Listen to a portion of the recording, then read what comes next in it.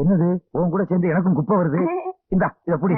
இந்த நாத்தம் அடிக்குது, கழுவாம எடுத்துட்டு வந்துட்டியா? 4 நாளைக்கு முந்திதான் கழுவுனேன். மாமா அங்க பாருங்களேன், நம்ம வாசுவோட அப்பா தெருவெல்லாம் கூட்டி பெருக்க பொம்பளைய 2ஆம் கல்யாணம் பண்ணிக்கிட்டு உங்ககிட்ட ஆசீர்வாதம் வாங்க வந்திருக்காரு. வணக்கம். நமஸ்காரம் అండి. நம்ம பாரியா சீர்வரிசையோட வந்திருக்கோம். అవును. ஏயா இந்த வயசுல எதுக்கு அவனுக்கு செகண்ட் சேனல்ல?